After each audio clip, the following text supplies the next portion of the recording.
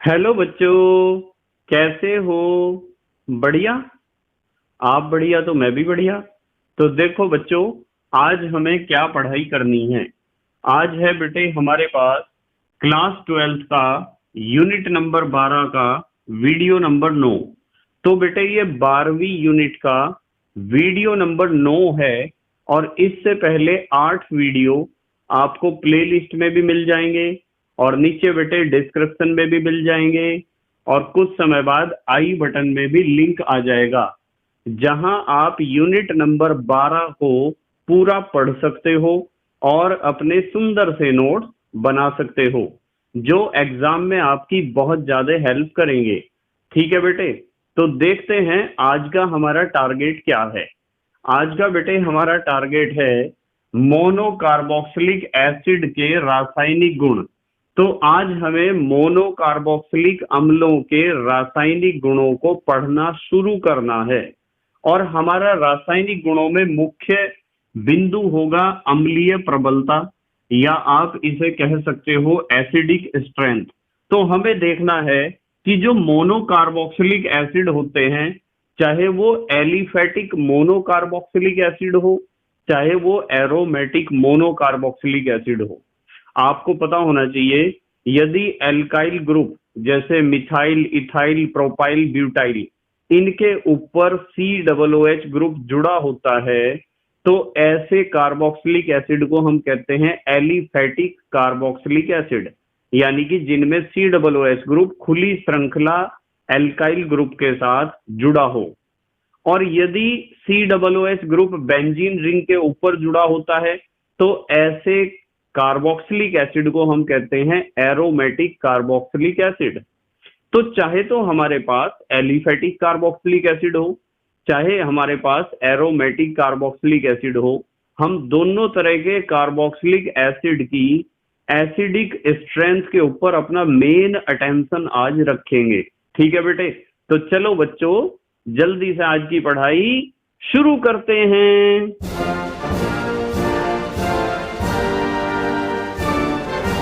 तो बेटे आज हमें पढ़ना है मोनोकार्बोक्सिलिक एसिड के रासायनिक गुण। तो हम सबसे पहले हेडिंग लिखते हैं, और आप भी बेटे साथ साथ लिखा करो हेडिंग। हेडिंग लिखते हैं मोनो कार्बोक्सिलिक एसिड के रासायनिक गुण या केमिकल प्रॉपर्टीज। तो हमें आज केमिकल प्रॉपर्टीज डिस्कस करनी है मोनोकार्बोक्सिलिक एसिड की। ठीक है बेटे, और आज हम जितनी भी केमिकल प्रॉपर्टीज डिस्कस करेंगे, जितने भी रासायनिक गुण डिस्कस करेंगे, वे सभी केंद्रित होंगे कार्बोक्सिलिक एसिड के एसिडिक कैरेक्टर को दिखाने के लिए। ठीक है बेटे, तो मोनोकार्बोक्सिलिक एसिड के रासायनिक गुणों में सबसे पहले हम बात करेंगे नंबर 1।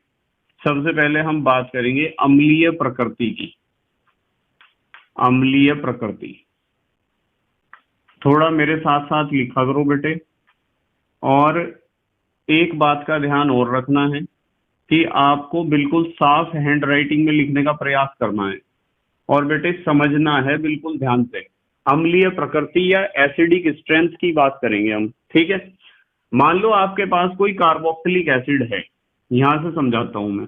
मान लो हमारे पास ये कोई कार्बोक्सिलिक एसिड है RCOOH, ये कार्बोक्सिलिक एसिड है ना। तो ये कार्बोक्सिलिक एसिड कैसे टूटता है बेटे? ये ऐसे टूटता है कि ये जो बॉन्ड है ना, ये वाला बॉन्ड टूट जाता है। एक तो बनता है RCOO नेगेटिव, और क्या निकला है इसमें से अलग? Hydrogen ion, H positive ion. तो आपको इस बात का स्पष्ट रूप से आभास हो रहा होगा कि जब carboxylic acid H positive ion को मुक्त करता है, तो इसका मतलब यह है कि carboxylic acid acidic character show करता है, अम्लीय प्रकृति प्रदर्शित करता है। अब सवाल ये खड़ा होता है कि सर आखिरकार इसने H पॉजिटिव आयन को रिलीज क्यों किया है? इसका रीजन पता क्या है बेटे? यदि मैं आपको इसका कारण बताने जाऊंगा कि क्या कारण है कि ये वाला बॉन्ड ही टूटा है, रियलिटी तो ये है बेटे कि R, ध्यान से देखना, दो ऑक्सीजन ऐसे जुड़े होते हैं, देखो ऐसे, ठीक है।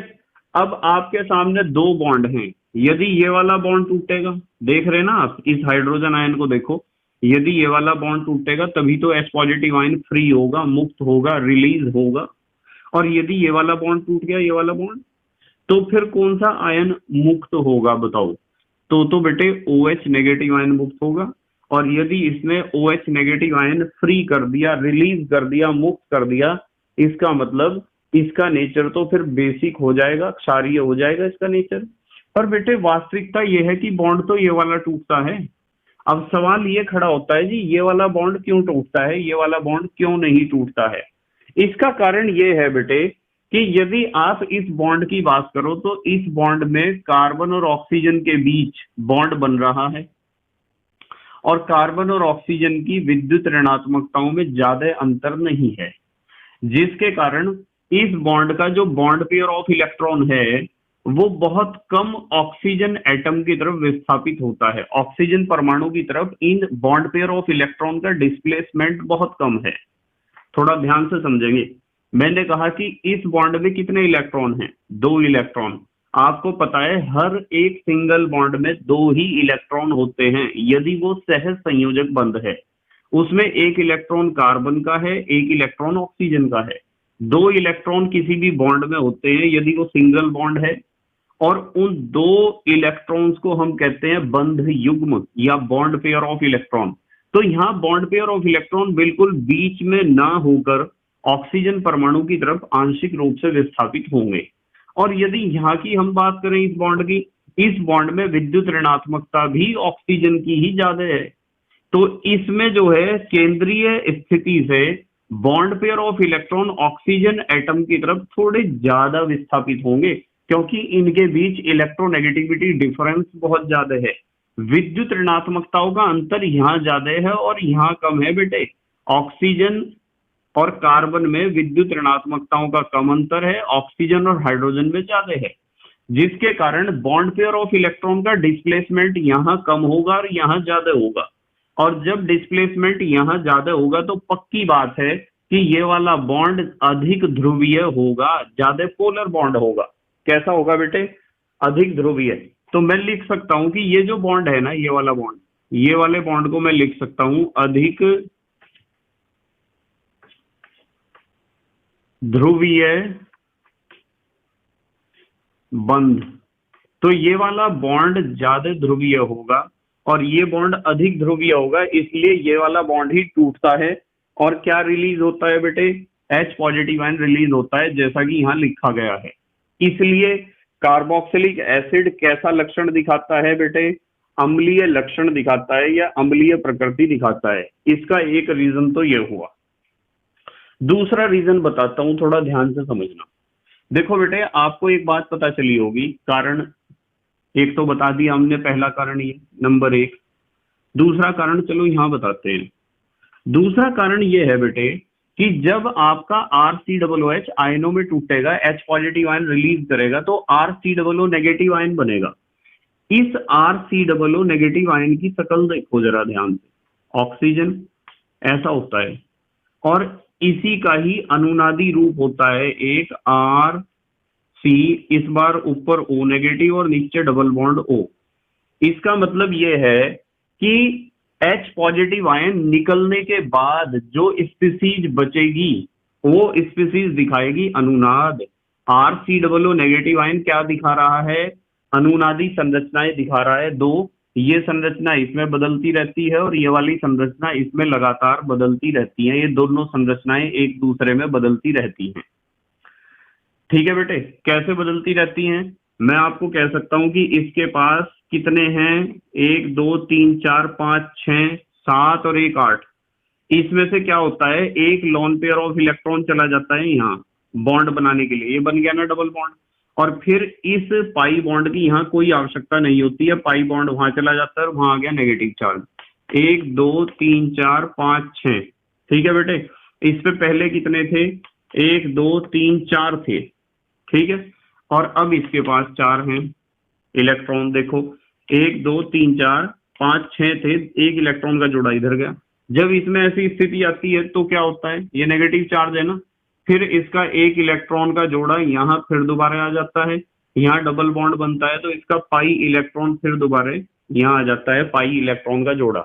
तो ये अवस्था इसमें और ये अवस्था इसमें लगातार बदलती रहती है। इससे हमें एक बात पता चलती है कि कोई भी कार्बोक्सिलिक एसिड है, थोड़ा ध्यान से समझना पड़ेगा बेटे, कोई भी कार्बोक्सिलिक एसिड है वो अपना H पॉजिटिव आयन इसलिए रिलीज करता है क्योंकि H पॉजिटिव आयन रिलीज करने के बाद जो भी स्पीसीज बनती है, जो भी आयन बनता है वो बहुत ज्यादा स्थायी होता है। आप पढ़ाई इसलिए कर रहे हो क्योंकि यदि आप मेहनत और ईमानदारी से पढ़ाई करोगे तो आप एक अच्छी सर्विस करोगे या एक अच्छा बिजनेस स्टेबल करोगे, और जिसमें बहुत ज्यादा क्या होगा, स्थायित्व होगा। तो आखिरकार हम सबको भी तो स्थायित्व प्राप्त करना है, ये तो प्रकृति का नियम है। हम हर एक उस काम को करते हैं जिससे हमें स्थायित्व मिलता है, स्टेबिलिटी मिलती है।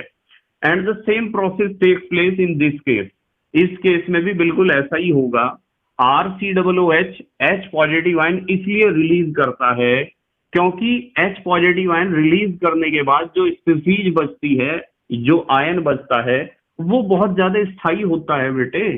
बहुत ज्यादा स्थायी क्यों होता है? क्योंकि वो अनुनादी संरचनाएं दिखाता है, और आपको पता है कोई भी यौगिक जितनी ज्यादा अनुनादी संरचनाएं दिखाता है वो यौगिक उतना ही ज्यादा स्थायी माना जाता है। ठीक है बेटे, तो हमें दो रीजन यहाँ पता चले हैं अम्लीय प्रकृति की। यदि हम बात करें, RCOOH क्या होता है, अम्लीय होता है। क्यों होता है? क्योंकि वो H पॉजिटिव आयन रिलीज करता है इसलिए। अब सवाल ये खड़ा हुआ कि उसने H पॉजिटिव आयन रिलीज क्यों किया। उसका पहला कारण हमने बताया कि ये जो बॉन्ड है इस बॉन्ड के मुकाबले ज्यादा ध्रुवीय है, अधिक ध्रुवीय है, इसलिए ये वाला बॉन्ड ही टूटता है। दूसरा रीजन ये है कि H पॉजिटिव आयन रिलीज करने के बाद जो RCOO नेगेटिव आयन बनते हैं वे अनुनादी संरचनाएं दिखाते हैं। ठीक है, तो दूसरा रीजन मैं यहां लिखता हूं कि RCOO नेगेटिव, RCOO पूरा लिख दूं sentence, RCOOH H positive ion त्यागने के बाद, H पॉजिटिव आयन त्यागने के बाद RCOO नेगेटिव आयन बनाता है, जो अनुनाद के कारण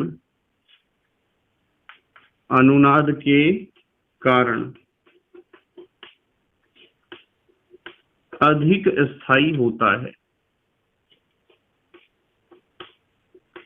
तो H पॉजिटिव आयन रिलीज करने के बाद उसे बहुत ज्यादा आराम मिलेगा, बहुत ज्यादा शांति मिलेगी, बहुत ज्यादा स्टेबिलिटी मिलेगी, इसलिए वो H पॉजिटिव आयन रिलीज करता है। तो ये दो रीजन है बेटे क्यों वो अम्लीय प्रकृति दिखा रहा है। चलो खैर दूसरे पॉइंट की बात करते हैं। मैं लिखता हूं यहाँ हेडिंग नंबर 2। हेडिंग नंबर 1 हमने समझी है अम्लीय प्रकृति। अब हम समझेंगे अल्कोहल व कार्बोक्सिलिक एसिड की प्रबलता। अल्कोहल को कैसे लिखते हैं? ROH, और कार्बोक्सिलिक एसिड को लिखते हैं हम RCOOH। की अम्लीय प्रबलता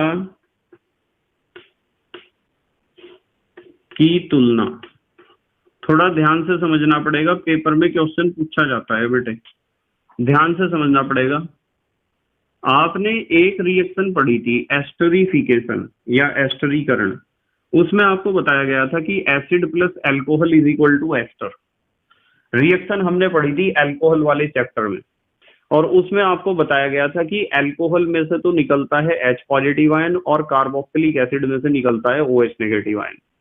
तो उस रिएक्शन का मैकेनिज्म माने क्रियाविधि कुछ ऐसी है कि वहां वास्तविकता में हमें एसिडिक नेचर किसका ज्यादा है वो स्पष्ट नहीं हो पाता है।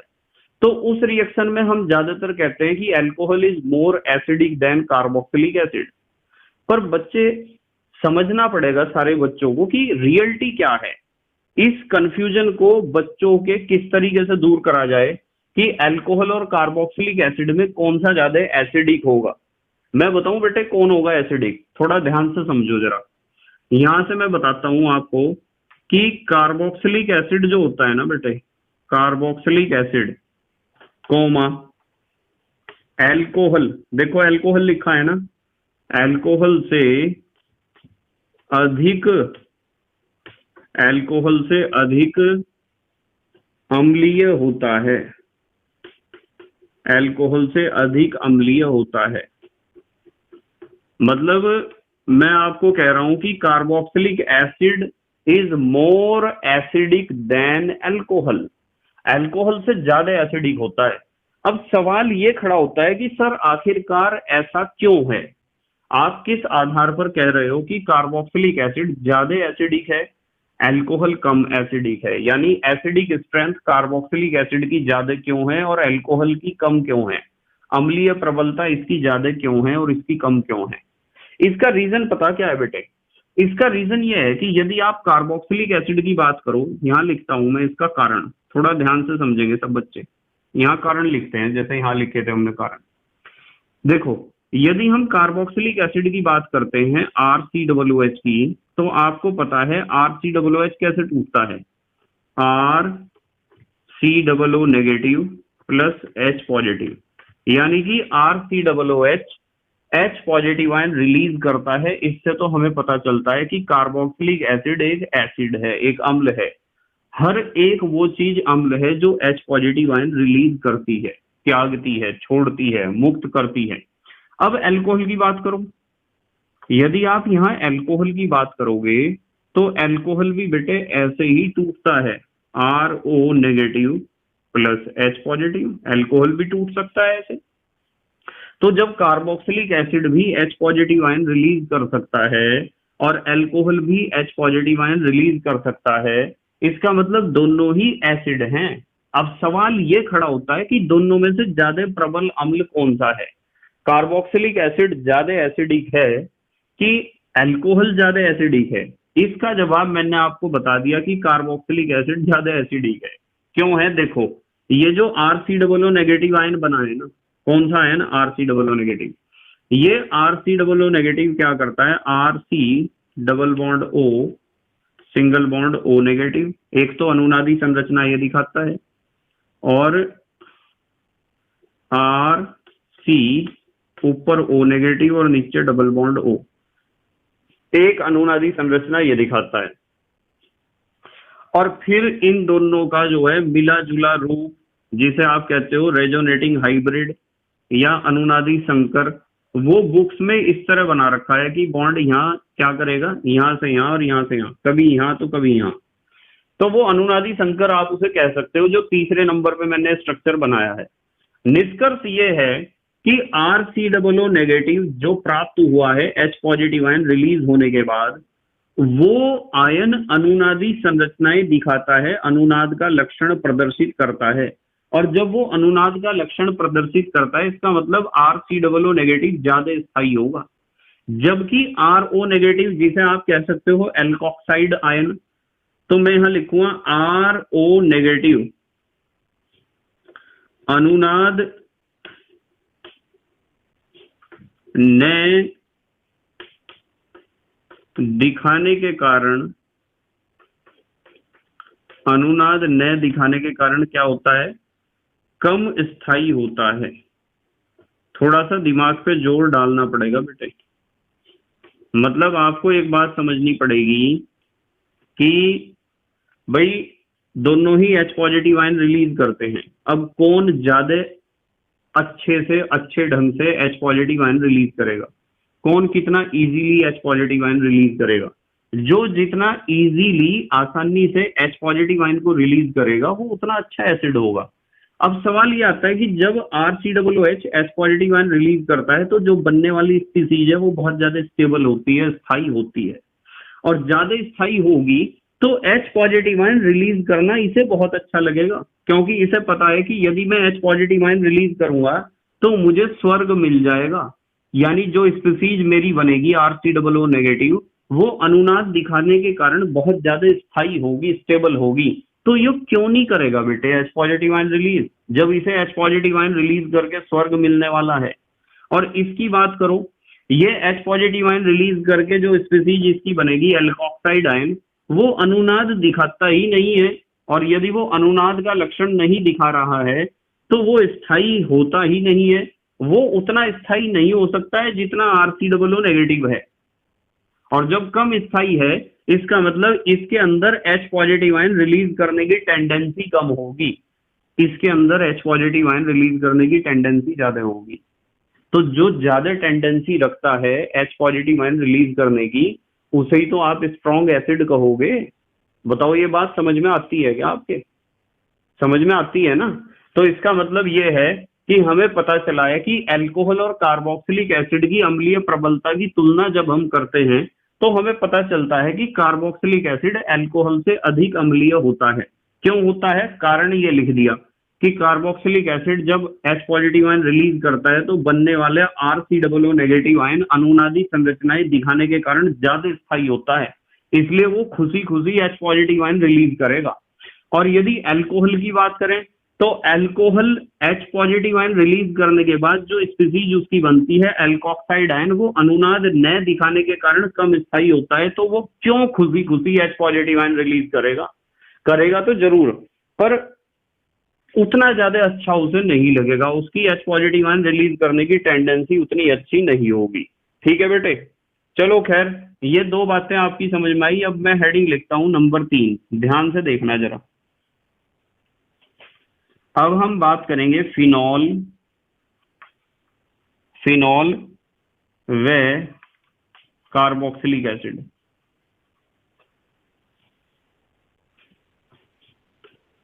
की प्रबलता की तुलना, अम्लीय प्रबलता की ही बात कर रहे हैं बेटे।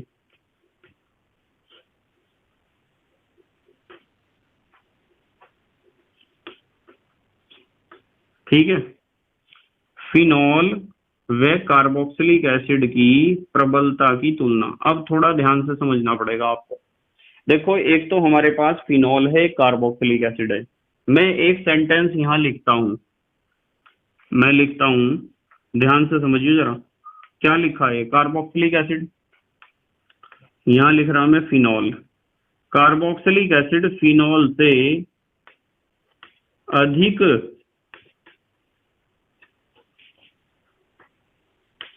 अम्लीय होते हैं या होता है, ऐसे लिख दो। मतलब देखो, अल्कोहल से भी ज्यादा एसिडिक है कार्बोक्सिलिक एसिड और फिनॉल से भी ज्यादा एसिडिक है। अल्कोहल से ज्यादा एसिडिक क्यों है मैंने बता दिया, ध्यान से सुनो, जरूरत पड़ेगी दोबारा। Carboxylic acid H positive ion release करने के बाद जो स्पीसीज बनाता है, वो स्पीसीज अनुनादी संरचनाएं दिखाने के कारण ज्यादा स्थायी होती है, इसलिए इसे अपना H पॉजिटिव आयन रिलीज करना ज्यादा अच्छा लगता है। Alcohol H positive ion release करने के बाद जो स्पीसीज बनाता है, वो स्पीसीज अनुनादी संरचनाएं दिखाती ही नहीं है, तो वो कम स्थायी है, इसलिए इसे अपना H पॉजिटिव आयन रिलीज करना उतना अच्छा नहीं लगता है जितना कार्बोक्सिलिक एसिड को लगता है। ठीक है बेटे, तो ये बात आपके समझ में आई ना। अब हम कंपैरिजन कर रहे हैं फिनॉल और कार्बोक्सिलिक एसिड का। इसमें यदि आप बात करोगे तो इसमें भी मैं आपको कह रहा हूं कि कार्बोक्सिलिक एसिड फिनॉल से अधिक अम्लीय होता है। क्यों होता है अभी मैं आपको बताऊंगा, जल्दी से स्क्रीनशॉट लो। आप ले लिया बेटे स्क्रीनशॉट? ठीक है बेटे, देखो बेटे, मैं किस आधार पर बोल रहा हूं कि कार्बोक्सिलिक एसिड ज्यादा एसिडिक है फिनॉल के मुकाबले। क्योंकि कार्बोक्सिलिक एसिड जो होता है ना, RCOOH, जब ये आयनों में टूटता है तो कैसे टूटता है? RCOO negative plus H positive. और आपको पता है कि RCOO नेगेटिव क्या दिखाएगा? अनुनादी संरचनाएं। RC, एक तो संरचना ये होगी और एक संरचना होगी RCO नेगेटिव और डबल बॉन्ड O। ठीक है, तो कितनी अनुनादी संरचनाएं दिखा रहा है? 2। तो हम लिख सकते हैं कि RCOOH 2 अनुनादी संरचनाएं दिखाता है। जब 2 अनुनादी संरचनाएं दिखाता है तो इसका मतलब यह है कि RCOO नेगेटिव ज्यादा स्थायी होगा, इसलिए मैं कहूंगा कि RCOOH को H पॉजिटिव आयन रिलीज करना बहुत अच्छा लगेगा और ये एक स्ट्रॉन्ग एसिड है, यानी प्रबल अम्ल है। पर यदि आप फिनॉल की बात करते हो तो आपको कुछ कंफ्यूजन हो सकता है, और होगा ही, पक्की बात है बिल्कुल। ये फिनॉल है बेटे, ये है फिनॉल। और आपको पता है यदि ये अपना एसिडिक करेक्टर शो करेगा तो क्या होगा बेटे? तो ऐसा होगा, एक तो बनेगा फिनॉक्साइड आयन और साथ में बनेगा H पॉजिटिव आयन। ये H पॉजिटिव आयन अपना रिलीज करेगा तो ये क्या बना? फिनॉक्साइड आयन बना है। कौन सा आयन बना है बेटे? Phenoxide ion. अब यदि आप इस फिनॉक्साइड आयन की बात करते हो तो फिनॉक्साइड आयन कौन कौन सी अनुनादी संरचनाएं दिखाता है, जरा उस पर गौर फरमाओ। देखो, ये मैंने एक बेंजीन रिंग बनाया, थोड़ा ध्यान से समझना पड़ेगा। एक बेंजीन रिंग, एक ये बनाया बेंजीन रिंग। कितने हुए बेटे? दो हो गए। एक ये बनाया, कितने हुए? तीन हुए। और एक ये बनाया, चार। और एक ये बना दिया। तो हमने कितने बेंजीन रिंग बना दिए? पांच। देखो, O नेगेटिव ये रख दिया मैंने, O नेगेटिव। और इसके पास एक बॉन्ड तो यहाँ है, एक बॉन्ड यहाँ है, एक बॉन्ड यहाँ है, और लॉन पेयर एक, दो और तीन लॉन पेयर हैं, क्योंकि नेगेटिव चार्ज भी है उसके पास। ठीक है, कितने लॉन पेयर हैं बेटे? तीन। थोड़ा ध्यान से देखना आपको। एक लॉन पेयर यहाँ आएगा, डबल बॉन्ड बनाएगा, तो इस वाले बॉन्ड की कोई आवश्यकता नहीं, इस बॉन्ड के दोनों इलेक्ट्रॉन यहाँ शिफ्ट हो गए, नेगेटिव चार्ज बना देंगे।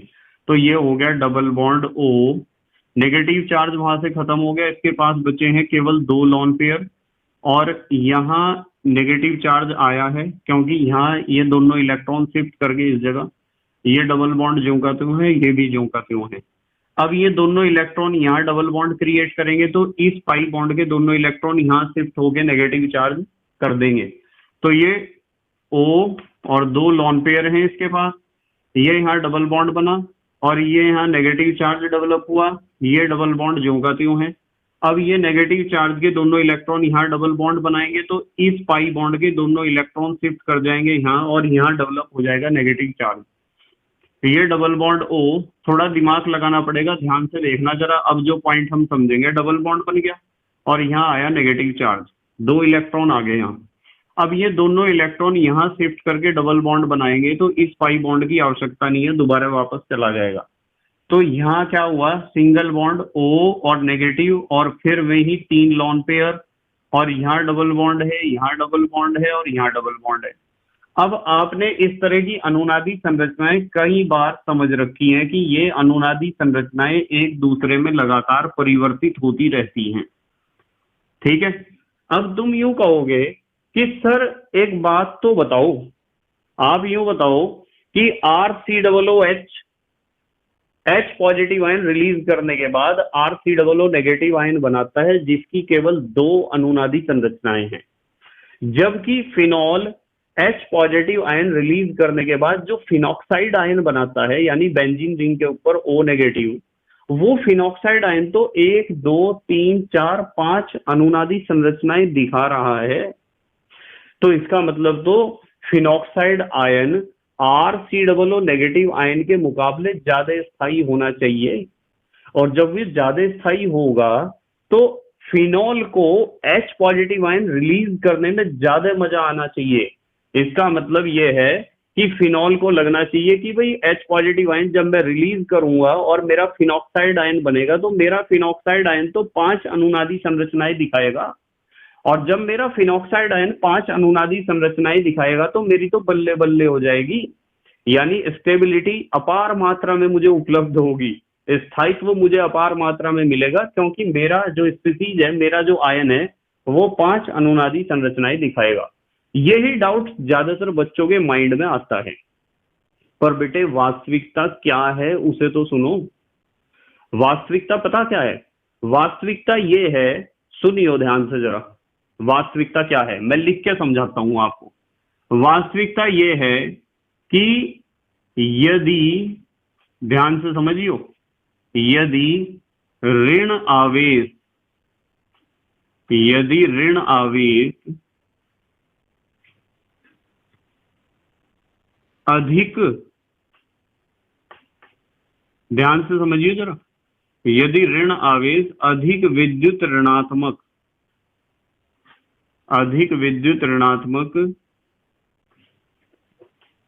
परमाणु पर होता है,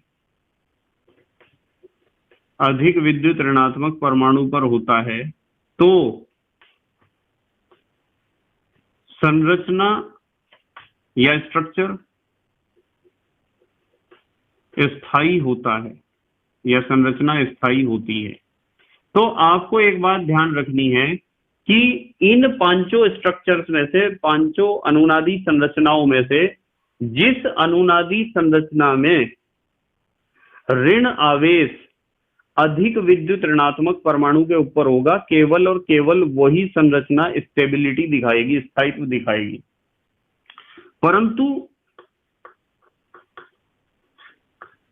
इसका उल्टा होने पर, इसका उल्टा समझ रहे क्या है? इसका उल्टे का मतलब, इसके उल्टे होने का मतलब है कि ऋण आवेश कम विद्युत ऋणात्मक परमाणु पे हो। ध्यान से सुनो, यदि ऋण आवेश अधिक विद्युत ऋणात्मक परमाणु पर होता है ना, तो संरचना अपने आप स्थायी हो जाती है, क्योंकि अधिक विद्युत ऋणात्मक परमाणु की आदत होती है इलेक्ट्रॉनों को खींचने की। और यदि उसके ऊपर नेगेटिव चार्ज होगा ना, तो वो खुशियां मना रहा होगा, सोच रहा होगा कि हाँ, मेरी तो आदत इलेक्ट्रॉनों को खींचने की है और मेरे ऊपर ही नेगेटिव चार्ज आ रहा है, तो मेरी तो बल्ले बल्ले हो रही है। तो इसलिए यहां लिखा है, यदि ऋण आवेश अधिक विद्युत ऋणात्मक परमाणु पर होता है तो संरचना स्थायी होती है, परंतु इसका उल्टा होने पर संरचना अस्थायी हो जाती है, यानी नॉर्मल से भी कम स्टेबल। देखो इसका खेल हमें कैसे समझना है इस अपने क्वेश्चन में, इस खेल को समझो पहले। तो बताओ ये बात समझ में आई है क्या आपके? मैंने आपको कहा है कि आपको ये 5 अनुनादी संरचनाएं दिखाई दे रही हैं और आप इन्हें देखकर हो गए हो पथ भ्रष्ट, आप रास्ते से भटक गए हो। इन्हें देखते ही आपको ऐसा लगा कि सर इसकी तो बेचारे की 2 ही हैं अनुनादी संरचनाएं, इसकी तो सर 5 अनुनादी संरचनाएं हैं, तो आप इसे क्यों नहीं कह रहे कि ज्यादा स्टेबल है? और जब ये ज्यादा स्टेबल है तो फिनॉल को क्यों नहीं कह रहे आप कि phenol is more acidic then carboxylic acid? ऐसा आप क्यों नहीं कह रहे हो? मैं इसलिए नहीं कह रहा बेटे। Look at the resonating structure of carboxylic acid ion. देखो RCOO नेगेटिव, RCOO नेगेटिव, जरा गौर फरमाओ। आप गौर से एक बात को देख रहे होंगे कि 2 अनुनादी संरचनाएं हैं, इसकी बहुत अच्छी बात है। पर इन 2 अनुनादी संरचनाओं में आपको एक बात नजर आ रही होगी कि यदि मैं कार्बन और ऑक्सीजन का कंपैरिजन करूं, भाई यहां भी तो बहुत सारे कार्बन ही होंगे, एल्काइल ग्रुप में कार्बन, तो कार्बन कार्बन, ऑक्सीजन ऑक्सीजन, तो कार्बन और ऑक्सीजन में अधिक विद्युत ऋणात्मक कौन है? ऑक्सीजन है। और यदि अधिक विद्युत ऋणात्मक परमाणु पर नेगेटिव चार्ज आता है तो आपका जो संरचना है वो बहुत ज्यादा स्टेबल है, यह संरचना स्टेबल है। And the same process takes place in this case, इस केस में भी तो बिल्कुल ऐसा ही हो रहा है। देखो कार्बन और ऑक्सीजन में से नेगेटिव चार्ज किसके ऊपर है? अधिक विद्युत ऋणात्मक परमाणु, अर्थात ऑक्सीजन के ऊपर अधिक ऋण आवेश है। तो ऋण आवेश यदि अधिक विद्युत ऋणात्मक परमाणु के ऊपर होता है तो स्टेबिलिटी बहुत ज्यादा होती है, और स्टेबिलिटी यहां भी बहुत ज्यादा, यहां भी। ये भले ही 2 संरचनाएं हैं, पर RCOO नेगेटिव को भर भर के स्टेबिलिटी प्रदान कर रही दोनों संरचनाएं, क्योंकि दोनों संरचनाओं में ही नेगेटिव चार्ज अधिक विद्युत ऋणात्मक परमाणु अर्थात ऑक्सीजन परमाणु के ऊपर उपलब्ध है। बताओ ये बात समझ में आती है क्या? पर जब आप इन 5 संरचनाओं की तरफ गौर से देखोगे तो आपको एक बात समझ में आएगी, एक बात ये समझ में आएगी कि इन 5 अनुनादी संरचनाओं में से इस पहली संरचना को देखो, नेगेटिव चार्ज ऑक्सीजन पे है। हाँ, मैं सपोर्ट कर रहा हूं क्योंकि मेरा ऋण आवेश अधिक विद्युत ऋणात्मक परमाणु ऑक्सीजन के ऊपर है। इसका मतलब ये वाली संरचना स्टेबिलिटी प्रदान कर रही है और ये वाली संरचना भी स्टेबिलिटी प्रदान कर रही है। ठीक है, देखो यहां भी ऑक्सीजन के ऊपर नेगेटिव चार्ज है, तो 2 संरचनाएं तो इनमें से स्टेबिलिटी प्रदान कर रही हैं, 2 संरचनाएं तो फुल्ली सपोर्ट दिखा रही हैं स्टेबिलिटी को बढ़ाने के लिए। पर यदि आप इन 3 संरचनाओं पे गौर फरमाओगे ना, ध्यान से देखो, यहाँ नेगेटिव चार्ज ऑक्सीजन के ऊपर नहीं है, यहाँ भी ऑक्सीजन के ऊपर नहीं है, यहाँ भी ऑक्सीजन के ऊपर नहीं, ये नेगेटिव चार्ज यहाँ है। और आपको बताएं यहाँ क्या है, कार्बन। तो कार्बन के ऊपर नेगेटिव चार्ज होना, जैसे कार्बन और ऑक्सीजन में से नेगेटिव चार्ज यदि कार्बन के ऊपर हो जाए तो वो तो सामान्य स्टेबिलिटी से भी कम कर देता है स्टेबिलिटी, यानी कि वो अस्थायी बना देता है यौगिक को। तो यहाँ नेगेटिव चार्ज कार्बन के ऊपर, अर्थात कम विद्युत ऋणात्मक परमाणु के ऊपर नेगेटिव चार्ज है। यहाँ भी नेगेटिव चार्ज कार्बन के ऊपर, अर्थात कम विद्युत ऋणात्मक परमाणु के ऊपर है। And the same process takes place in this case, इसमें भी ऋणावेश कम विद्युत ऋणात्मक परमाणु अर्थात कार्बन के ऊपर है। तो ये दो तो सपोर्ट करने वाले हैं और तीन संरचनाएं हैं विरोध करने वाली। तो आपको पता है एकता में शक्ति होती है, देयर यूनिटी जो है, यूनिटी में क्या होती है, स्ट्रेंथ होती है। ठीक है, आपको पता है एकता में क्या होती है, शक्ति। सपोर्ट करने वाले दो और विरोध करने वाली तीन संरचनाएं। जब तीन संरचनाएं विरोध कर रही हैं तो इस बात का पूर्ण रूप से स्पष्टीकरण आपको मिल जाता है कि ये भले ही 5 अनुनादी संरचनाएं हों, पर इनके अंदर इतना ज्यादा स्टेबिलिटी नहीं आएगा जितना यहाँ आएगा। ठीक है बेटे, तो आप इसका कारण यहाँ लिखोगे, मैंने हालांकि एक्सप्लेन कर दिया ऊपर, पर कारण में आप लिख सकते हो कि RCOO नेगेटिव आयन में ऋणावेश, RCOO नेगेटिव आयन में ऋणावेश अधिक विद्युत ऋणात्मक परमाणु ऑक्सीजन पर होने के कारण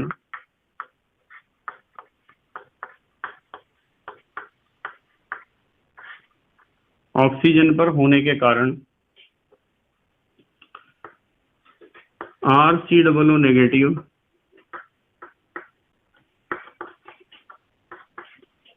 अधिक स्थायी, RCOO नेगेटिव अधिक स्थायी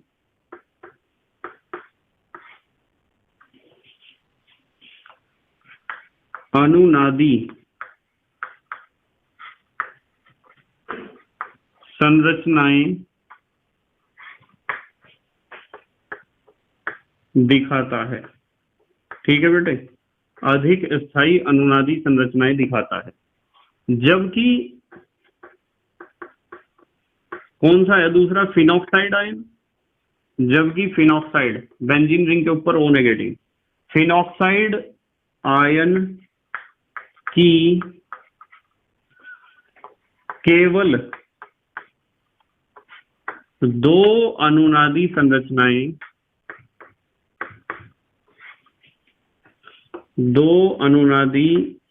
संरचनाओं में ऋणावेश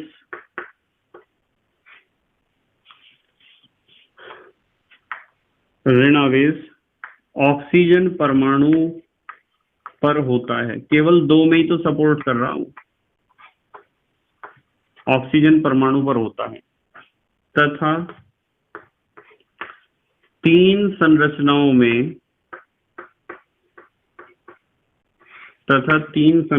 में ऋणावेश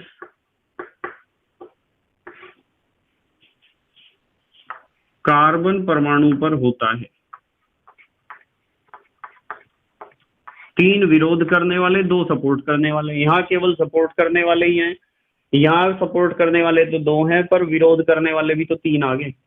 ठीक है, कार्बन परमाणु पर होता है, इसलिए फिनॉक्साइड आयन अधिक स्थायी नहीं होता है। बताओ ये बात समझ में आ रही है आपके? ये जो मैंने ब्लॉक बनाया है बहुत काम की बात है। आपको सिर्फ इस बात का ध्यान रखना है कि जो नेगेटिव चार्ज है वो नेगेटिव चार्ज अधिक विद्युत ऋणात्मक परमाणु पे है या नहीं है। यदि नेगेटिव चार्ज अधिक विद्युत ऋणात्मक परमाणु पे है तो समझो वो यौगिक स्टेबल होगा, क्योंकि जो ज्यादा विद्युत ऋणात्मक परमाणु है वो चाहता है कि इलेक्ट्रॉन मेरी तरफ को आ जाएं। ठीक है बेटे, अब आ जाते हैं हम नंबर 4 पर। कितने हुए हैं बेटे? 3 हुए ना। नंबर 4, अब हम एक अच्छी बात सीखेंगे कि जो अम्लीय प्रबलता होती है ना कार्बोक्सिलिक एसिड की, कार्बोक्सिलिक एसिड की क्या पढ़ रहे हैं बेटे हम? अम्लीय प्रबलता। तो अम्लीय प्रबलता पर प्रतिस्थापियों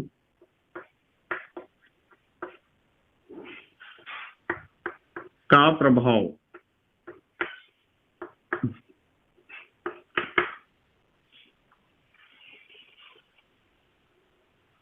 अम्लीय प्रबलता पर प्रतिस्थापियों का प्रभाव। अब प्रतिस्थापी किसे कहते हैं मैं अभी बताऊंगा आपको, कि कोई भी ग्रुप यदि अटैच हो जाए रिंग के ऊपर आके या फिर चेन के ऊपर आके, ठीक है।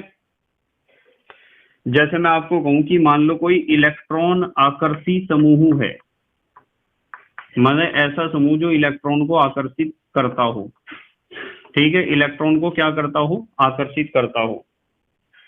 तो मैं लिखूंगा कि इलेक्ट्रॉन आकर्षी समूह की उपस्थिति में, थोड़ा ध्यान से समझना, इलेक्ट्रॉन आकर्षी समूह की उपस्थिति में अम्लीय प्रबलता बढ़ जाती है। जो यदि किसी कार्बोक्सिलिक एसिड पर कोई ऐसा ग्रुप अटैच हो जो इलेक्ट्रॉन को आकर्षित करने वाला हो, तो वो क्या करेगा कि अम्लीय प्रबलता को बढ़ा देगा। ऐसा पता क्यों है? एसिडिक स्ट्रेंथ को क्यों बढ़ा देगा, ऐसा पता क्यों है? ऐसा इसलिए है कि मान लो आपका ये वो ग्रुप है, ये यहां बना दूं, ये ग्रुप है वो, ठीक है, जी माने ग्रुप। कैसा ग्रुप है? इलेक्ट्रॉन आकर्षी। और ये जुड़ा हुआ है यहाँ कार्बन के साथ, और ये O है नेगेटिव, और ये डबल बॉन्ड O, और ये जो G है ग्रुप जो अटैच है वो इलेक्ट्रॉन आकृति है, तो इलेक्ट्रॉनों को अपनी तरफ खींचेगा। थोड़ा ध्यान से समझना पड़ेगा। मैं इसे कह सकता हूं कि जो इलेक्ट्रॉन को कार्बन के मुकाबले ज्यादा खींचता है उसे कहते हैं -I ग्रुप। -I इफेक्ट दिखा रहा है। I माने समझते हो इंडक्टिव इफेक्ट, प्रेरणिक प्रभाव। तो बेटे यहां एक बात समझाता हूं, ध्यान से समझना। आपको पता है कि RCOO जब आयनों में टूटता है तो RCOO नेगेटिव आयन बनाता है, और RCOO नेगेटिव आयन दिखाता है अनुनादी संरचनाएं। पर आप इस RCOO नेगेटिव को देखो, सुनियो जरा ध्यान से, कंसेप्ट एकदम पलटा मार जाएगा, कंसेप्ट एकदम पलटा मार जाएगा, और थोड़ा दिमाग लगाना पड़ेगा। खिचड़ी दिमाग में किसी को बिल्कुल भी नहीं बनानी है। कभी खिचड़ी बना के रख दो और कंफ्यूजन ही कंफ्यूजन है, और इसके अलावा कुछ पता ही ना हो तुम। देखो ध्यान से, मैं आपको कह रहा कि ये ग्रुप है, वो ग्रुप जो आदत है जिसकी इलेक्ट्रॉन को आकर्षित करने की, ये कार्बन है, O नेगेटिव और O, इसका मतलब ये वो आयन है जो अनुनादी संरचनाएं दिखाता है। अब मैंने आपको एक बात बताई थी, मैंने आपको ये बताया था कि मान लो कोई भी आयन है आपके पास, या कोई भी स्पीसीज है, और उसके ऊपर चार्ज है, आवेश है, उस आयन के ऊपर क्या है? आवेश। तो यदि कोई तीसरा ग्रुप या कोई दूसरा ग्रुप आके वहां अटैच हुआ और उसके आवेश को वो ग्रुप बढ़ा रहा है, उसके आवेश को और खड़ा कर रहा है। आपको एक बात समझनी है कि किसी भी स्पीसीज के लिए आवेश कोई अच्छी चीज नहीं होती है, किसी भी स्पीसीज के लिए आवेश कोई अच्छी चीज नहीं होती है। आवेश से कोई भी स्पीसीज परेशान होती है, ये चीज थोड़ा दिमाग में घुसाओ अपने। मैंने कहा कि यहाँ जो है आपका जो आयन है GCOO नेगेटिव या RCOO नेगेटिव, कुछ भी कह दो आप, इसके ऊपर नेगेटिव चार्ज है, और अपने नेगेटिव चार्ज की वजह से वो दुखी है, परेशान है, बहुत ज्यादा प्रॉब्लम्स को फेस कर रहा है इस नेगेटिव चार्ज की वजह से। इसके कारण इसके अंदर स्टेबिलिटी कम है। किसी आयन के ऊपर जितना ज्यादा आवेश होगा ना, वो आयन उतना ज्यादा दुखी होगा, परेशान होगा, वो सोचेगा कि यार मुझे कोई रिएक्शन करने के लिए क्यों नहीं मिल रहा।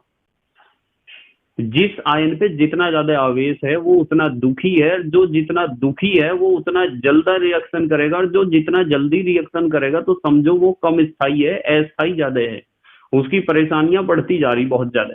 यहाँ क्या हो रहा है, ये जो भी आपका आयन है RCOO नेगेटिव या GCOO नेगेटिव, वो क्यों परेशान है? इसलिए परेशान है क्योंकि नेगेटिव चार्ज है।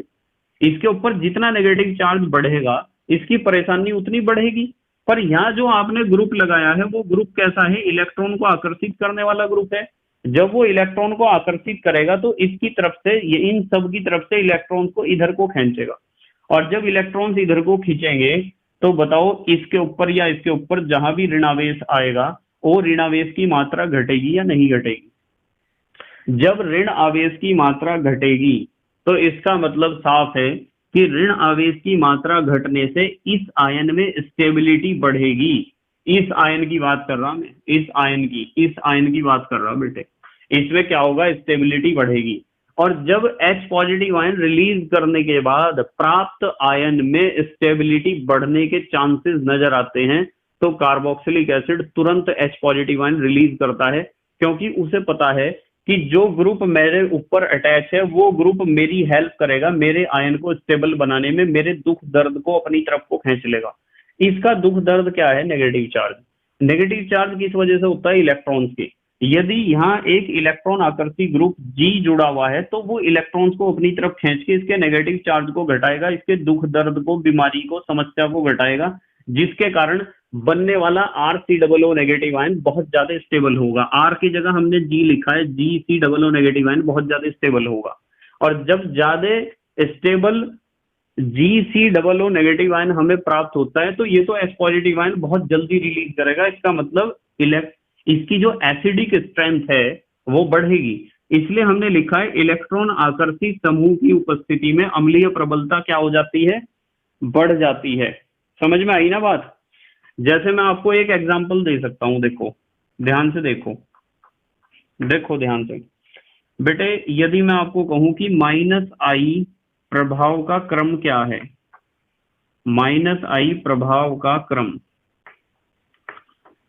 एक क्रम बताता हूं आपको -I इफेक्ट का, कि NO2 ग्रुप जो है सबसे ज्यादा -I इफेक्ट दिखाता है। उसके बाद है F, फिर है Cl, फिर है Br और फिर है I। ये -I इफेक्ट दिखा दिए सबके मैंने, ठीक है। तो आपको एक बात समझनी है कि यदि मेरे पास, इसके बाद में यहाँ लिख रहा हूं, यहाँ क्या अगले पेज पे लिखूंगा, बस आप यूं समझो कि NO2 से कम -I इफेक्ट F, फिर Cl, फिर Br, फिर I का होता है। आप स्क्रीनशॉट लो जल्दी में, इसे थोड़ा ऊपर को लिखूं। अच्छा रुको एक मिनट, कभी यहाँ NO2 F Cl Br I, अब लो स्क्रीनशॉट। ले लिया बेटे स्क्रीनशॉट? ठीक है। इसलिए आप अम्लीय प्रबलता को कैसे बता सकते हो? देखो जरा, मान लो आपको मैं कुछ ग्रुप दे दूं, ग्रुप क्या, कुछ कार्बोक्सिलिक एसिड देखते हैं, और उन कार्बोक्सिलिक एसिड को उनकी एसिडिक स्ट्रेंथ के सीक्वेंस में अरेंज करेंगे। जैसे मैं कहूं कि मान लो हमारे पास NO2 है और NO2 जुड़ा हुआ है CH2COOH के साथ, है तो कार्बोक्सिलिक एसिड।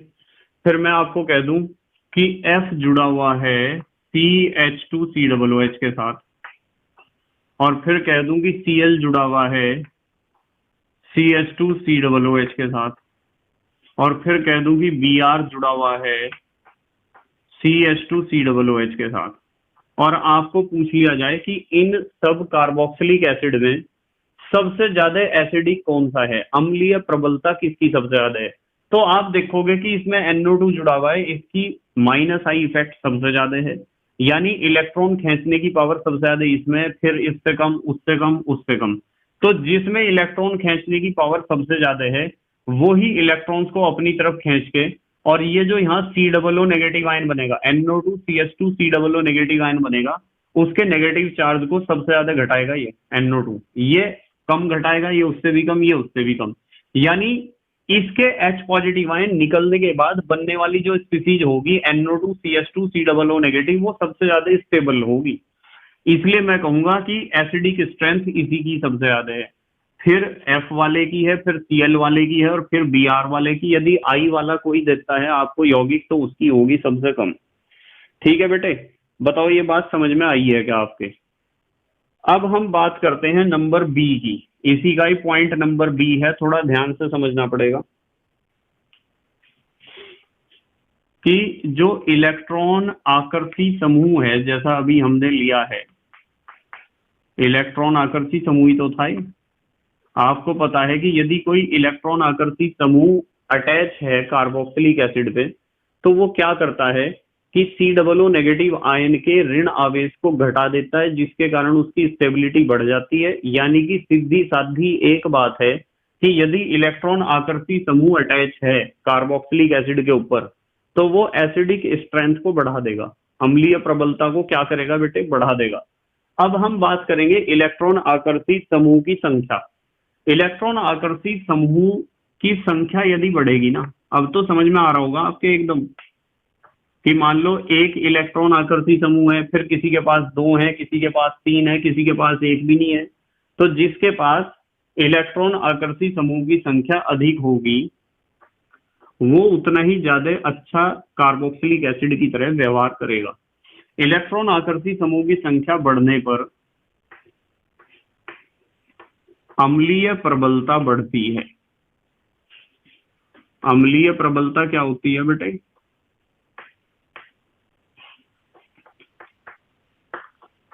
भाई अभी जो हमने ऊपर एग्जाम्पल लिया है ना, ये इसमें तो एक एक ही इलेक्ट्रॉन आकर्षी समूह है, और इनमें से जिसकी विद्युत ऋणात्मकता सबसे ज्यादा है वो उतना स्ट्रॉन्ग एसिड बना रहा है।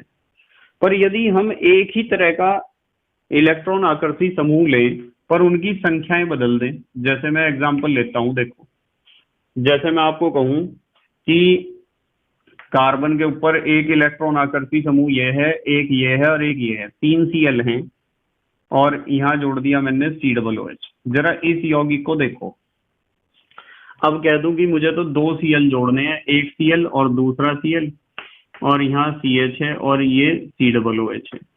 ठीक है, देखो यहाँ भी कार्बन के ऊपर सी डबल ओ एच, यहाँ भी कार्बन के ऊपर, जैसे C H two C double O H, C H two C double O H, C H two C double O H, C H two C double O H, एक जैसे थे ना, सिर्फ NO2FCl में ही तो चेंज आया था।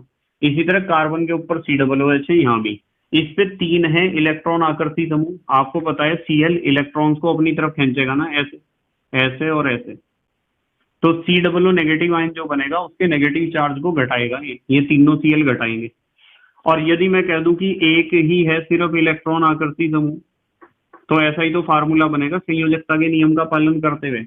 और यदि मैं कहूं कि एक भी नहीं है इलेक्ट्रॉन आकर्षी समूह, और आपके पास क्वेश्चन आ जाए पेपर में कि 4 इस तरह के कार्बोक्सिलिक एसिड हैं, इनमें यूं बताओ सबसे ज्यादा स्ट्रॉन्ग एसिडिक करेक्टर किसका होगा, सबसे बढ़िया एसिड कौन सा होगा चारों में से?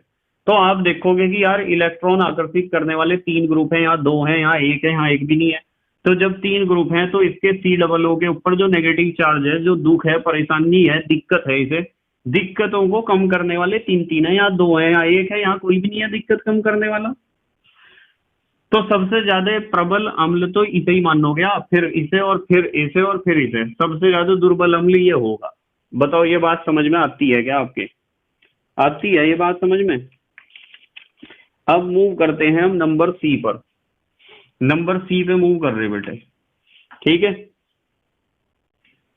यदि कोई इलेक्ट्रॉन प्रतिकर्षी समूह है और वो अटैच है कार्बोक्सिलिक एसिड के ऊपर, अब आप समझ गए होंगे इलेक्ट्रॉन प्रतिकर्षी समूह की उपस्थिति, इलेक्ट्रॉन प्रतिकर्षी समूह की उपस्थिति अम्लीय प्रबलता को घटाती है। कैसे घटाती है अभी समझ में आ जाएगा आपके, कैसे घटाती है अभी समझ में आ जाएगा। मान लो ये ग्रुप है, इलेक्ट्रॉन प्रतिकर्षी ग्रुप है कोई, कार्बन, और कार्बन के बाद कार्बन के ऊपर क्या जोड़ेंगे हम, एक ऑक्सीजन ऐसे जोड़ेंगे और एक ऐसे, यही तो होता है कार्बोक्सिलिक एसिड का आयन। इलेक्ट्रॉन प्रतिकर्षी ग्रुप है, यानी कि ये दिखा रहा है आपको प्लस आई इफेक्ट, इलेक्ट्रॉन्स को धक्का देगा। ये किस वजह से परेशान है? नेगेटिव चार्ज की वजह से। नेगेटिव चार्ज इसका दुख है पूरे का। और ये जो साथ में अटैच हुआ, इसकी आदत भी इलेक्ट्रॉनों को धकेलने की है, धक्का देने की है। तो यह भी इलेक्ट्रॉन्स को उधर को धक्का देगा, उसके ऊपर नेगेटिव चार्ज को और ज्यादा बढ़ाएगा, यानी उसके दुखों को बढ़ाएगा। जब उसके दुख दर्द परेशानी को ये बढ़ा रहा है, तो जो बनने वाला R C double O negative ion है, वो कहाँ स्टेबल हो जाएगा बेटे? उसमें तो स्टेबिलिटी आएगी ही नहीं। और जब उसमें स्टेबिलिटी नहीं आएगी तो कार्बोक्सिलिक एसिड क्यों अपना H पॉजिटिव आयन रिलीज करके इस बुरी अवस्था में पहुंचेगा? वो पहुंचने का ही नहीं है। और जब पहुंचने का नहीं है तो आप समझ जाओगे कि उसकी एसिडिक स्ट्रेंथ कम होगी। जब वो H पॉजिटिव आयन को रिलीज करना चाहता ही नहीं है तो उसकी एसिडिक स्ट्रेंथ क्या होगी बेटे? कम होगी। जैसे मैं इसका एक एग्जाम्पल दे सकता हूँ आपको, ध्यान से देखना जरा एग्जाम्पल, बिल्कुल ध्यान से देखना। जैसे मैं कहूं कि मान लो आपके पास HCOOH है, उसके बाद है मान लो CH3COOH है, और उसके बाद है मान लो C2H5COOH। जरा इन तीन कार्बोक्सिलिक एसिड को देखो।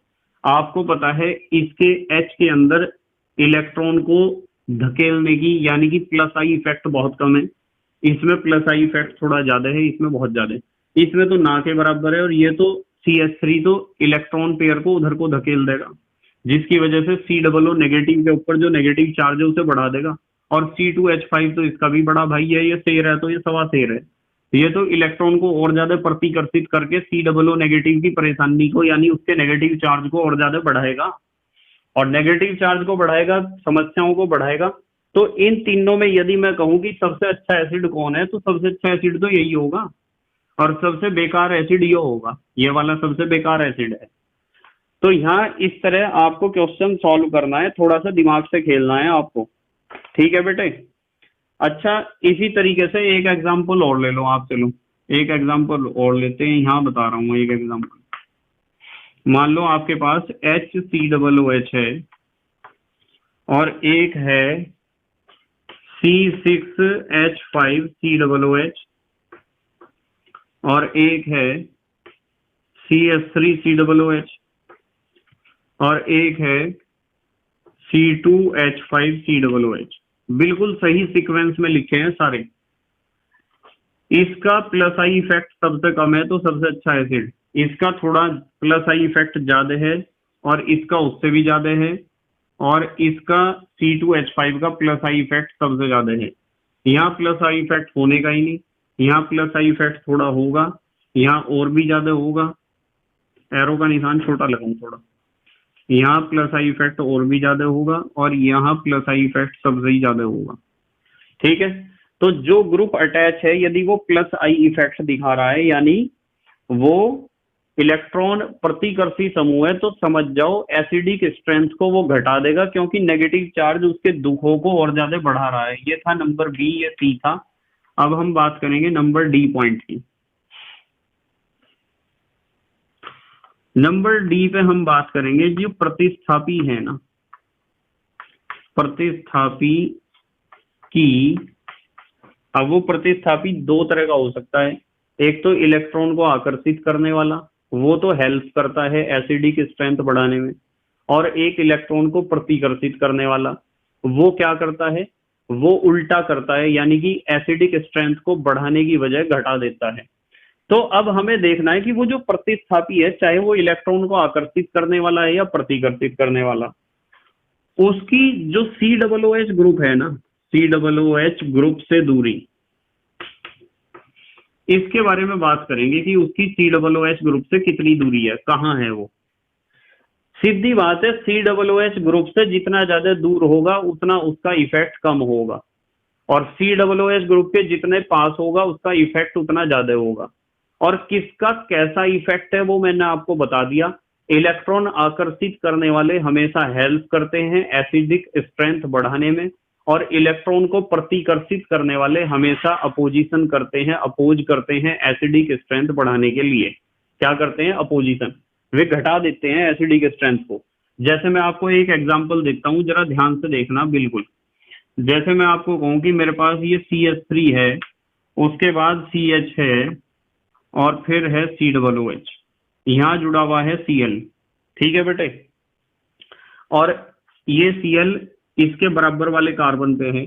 यदि मैं कह दूं कि CH2, यहाँ Cl, फिर CH2 और फिर COOH, अब बताओ, यहाँ तो ये पहुंचा बराबर वाले यानी अल्फा कार्बन कह सकते हो, ये पहुंच गया बीटा कार्बन पे। और यदि मैं आपको कह दूं कि यहाँ Cl है ही नहीं, प्रतिस्थापी है ही नहीं, तो यौगिक बनेगा CH3 CH2 COOH, ऐसा बनेगा कंपाउंड। अब यदि आपको कोई पूछता है कि इन तीनों कंपाउंड को ध्यान से देख लो और तीनों कार्बोक्सिलिक एसिड, तीनों यौगिकों में बताओ कि कौन सा सबसे ज्यादा स्ट्रॉन्ग एसिड है, सबसे प्रबल अम्ल कौन है, तो आप सबसे पहले ये देखोगे कि जो प्रतिस्थापी है ना ये Cl, इसकी आदत कैसी है, इलेक्ट्रॉन खींचने की है या प्रतिकर्षित करने की। आप कहोगे कि सर Cl की तो आदत विद्युत ऋणात्मकता तो इसकी ज्यादा होती है, इसकी आदत इलेक्ट्रॉन खींचने की है। जब इसकी आदत इलेक्ट्रॉन खींचने की है तो देखो COOH के जस्ट बराबर वाले कार्बन पे अटैच है, ज्यादा इफेक्ट दिखाएगा, यहाँ नेगेटिव चार्ज को ज्यादा घटाएगा इसके, यानी कि ये ज्यादा हेल्प कर सकता है इसकी स्टेबिलिटी डेवलप करने में।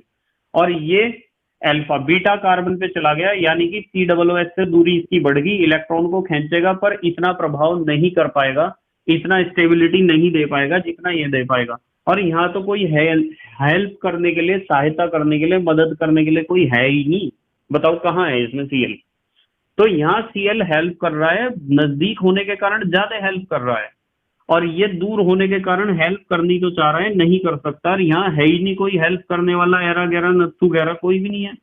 तो सबसे ज्यादा एसिडिक स्ट्रेंथ इसकी होगी, इसकी एसिडिक स्ट्रेंथ सबसे ज्यादा होगी, और उससे कम इसकी होगी, और सबसे कम बेचारे की इसकी है जिसके पास कोई है ही नहीं। इसके पास है और नजदीक भी है, ये हेल्प करने वाला है, इलेक्ट्रॉन आकृति समूह है, हेल्प करने वाला है पर बहुत दूर है, इसलिए उतनी हेल्प नहीं कर सकता। और यहाँ कोई है ही नहीं, XYZ कुछ भी नहीं है यहाँ हेल्प करने के लिए, इसे तो सिर्फ अपने बेस पे ही करना है जो भी कुछ करना है। ठीक है बेटे, अच्छा चलो एक एग्जांपल और देखते हैं, बहुत बढ़िया, देखो ध्यान से जरा आप। मान लो मैं आपको कह दूं कि मेरे पास है CH3 CH2 CH2 CH2 COOH। देखो जरा ध्यान से, एक तो ये है, ठीक है, कितने हैं इसमें कार्बन, 1 2 3 4, 4 कार्बन पे COOH जुड़ा हुआ है, तो मैं इन्हें ऐसे भी तो जोड़ सकता हूँ। देखिए जरा, COOH जोड़ूंगा और 4 कार्बन पे जोड़ूंगा, देखो 4 कार्बन पे जोड़ दिए। या फिर हम इन्हें ऐसे भी तो जोड़ सकते हैं, 1 2 3 और यहाँ जोड़ दिया। अब देखो जरा क्या होगा, ध्यान से देखो। सबसे पहली बात, ये जो CH3 ग्रुप है ना, इस CH3 पे गौर फरमाओ जरा आप, इस CH3 पे गौर फरमाओ। CH3 है इलेक्ट्रॉन प्रतिकर्षी समूह, यानी कि इसकी आदत इलेक्ट्रॉन को अपनी तरफ से धकेलने की है, धक्का देने की है, दूर भगाने की है। CH3 COOH से बहुत दूर है, इलेक्ट्रॉन को तो ये सारे धक्का देंगे, और COO के ऊपर जो नेगेटिव चार्ज आएगा H पॉजिटिव आयन रिलीज करने के बाद, उस नेगेटिव चार्ज को बढ़ाएंगे, और नेगेटिव चार्ज को जब ये बढ़ाएंगे तो उसके दुख दर्दों को बढ़ाएंगे, और दुख दर्दों को बढ़ाएंगे तो इसका मतलब उसकी स्टेबिलिटी को घटाएंगे, उसके स्थायित्व को कम करेंगे, जिसके कारण एसिडिक स्ट्रेंथ घटेगी। तो ये भी एसिडिक स्ट्रेंथ घटाने का प्रयास कर रहा है, ये भी और ये भी। ये तीनों दुश्मन है कार्बोक्सिलिक एसिड की एसिडिक स्ट्रेंथ के। अब आप मुझे यूं बताओ, इसमें इसमें और इसमें तीनों ग्रुप में से किसका सबसे ज्यादा इफेक्ट पड़ेगा COOH के ऊपर? तो आप कहोगे कि सर जो सबसे ज्यादा नजदीक है उसके उसका इफेक्ट ज्यादा पड़ेगा, जो सबसे नजदीक है उसका प्रभाव ज्यादा पड़ेगा। मैं कहूंगा बिल्कुल सही, आप इंटेलिजेंट होते जा रहे हो, सबसे ज्यादा इफेक्ट इसी का ही पड़ेगा बेटे। और जब सबसे ज्यादा इफेक्ट इसका पड़ेगा, इसका मतलब यह सबसे ज्यादा दुखी करेगा इसे, और सबसे ज्यादा दुखी करेगा, यूं कहेगा कि मैं तुझे स्ट्रॉन्ग एसिड की तरह बिहेव करने नहीं दूंगा, चाहे कुछ भी हो जाए, दुनिया बदल जाएगी पर तेरी जिंदगी ना बर्बाद कर दी मैंने। तो CH3 ग्रुप चाहता है कि मैं ज्यादा से ज्यादा इफेक्ट दूं। ये किस वजह से परेशान होगा? नेगेटिव चार्ज की वजह से, और ये धक्का देके ले नेगेटिव चार्ज और लेना, तू जो तेरे दुख हैं उन्हें और लेना, दुखों को बढ़ाएगा, तो एसिडिक स्ट्रेंथ घटेगी। इसका दुश्मन थोड़ा दूर पहुंच गया और ये दुश्मन बिल्कुल किनारे पे पहुंच गया, तो सबसे कम दिक्कत इसे होगी। तो मैं इसे ही कहूंगा सबसे ज्यादा स्ट्रॉन्ग एसिड, और इसे कहूंगा कि थोड़ा वीक है, और इसे कहूंगा बहुत वीक है, क्योंकि दुश्मन बिल्कुल जड़ में ही है एकदम। इसलिए आपको इस तरह के क्वेश्चंस जो हैं छोड़ के नहीं आने हैं बिल्कुल भी। ठीक है बेटे, ये क्या था, बी सी डी। अब हम आते हैं ई पॉइंट पे, थोड़ा ध्यान से समझना। देखो, मैं आपको एक बहुत अच्छी बात बताता हूँ। मैं बताता हूँ आपको शाखाओं की उपस्थिति, ब्रांचेज, शाखाओं की उपस्थिति। मान लो कार्बोक्सिलिक एसिड है कोई, और उसमें बहुत ज्यादा शाखाएं हैं, ब्रांचेज हैं। ठीक है, तो जितनी ज्यादा ब्रांच होंगी, जितनी ज्यादा शाखाएं, जैसे ये साइड चेन है, ये साइड चेन है, साइड चेन में आप मिथाइल, इथाइल, प्रोपाइल, ब्यूटाइल ही नहीं देखोगे बस। साइड चेन में आप हेलोजन एटम या किसी अन्य क्रियात्मक समूह की बात नहीं करोगे। तो हम बात कर रहे हैं बेटे शाखाओं की उपस्थिति की। मान लो कोई कार्बोक्सिलिक एसिड है और उसमें बहुत सारी क्या है, ब्रांचेज हैं इस तरह की, जैसे कहीं मिथाइल है, इथाइल है, प्रोपाइल है। तो ज्यादा ब्रांचेज होने से एसिडिक स्ट्रेंथ घटती है, ध्यान रखना आप। क्यों घटती है, रीजन तो वैसे यहाँ भी समझ में आ रहा होगा आपके क्यों घटती है, पर एक रीजन और है। किसी भी कार्बोक्सिलिक एसिड में जितनी ज्यादा शाखाएं होंगी, ब्रांचेज होंगी, विलायक द्वारा वो उतना ज्यादा घिरा हुआ होगा, विलायक का कब्जा होगा उसके ऊपर। और जब विलायक का उसके ऊपर कब्जा होगा तो विलायक उसे चैन से जीने नहीं देगा, वो स्टेबल हो ही नहीं सकता है। जब उसका नेगेटिव आयन, उसका ऋण आयन ज्यादा स्टेबल नहीं हो सकता है, तो मैं कैसे कह दूंगा कि भाई एसिडिक स्ट्रेंथ उसकी अच्छी होगी। मैं जब ही तो आपको कह रहा, दो रीजन है यहाँ। एक रीजन तो ये समझ में आई है आपके, ठीक है, प्लस आई इफेक्ट, दुखी करना और भी ज्यादा। दूसरा रीजन ये है, दूसरा रीजन ये है कि यहां से लिख दूं, शाखाएं बढ़ने पर, शाखाएं बढ़ने पर RCOO नेगेटिव आयन विलायक से घिरने के कारण, विलायक से घिरने के कारण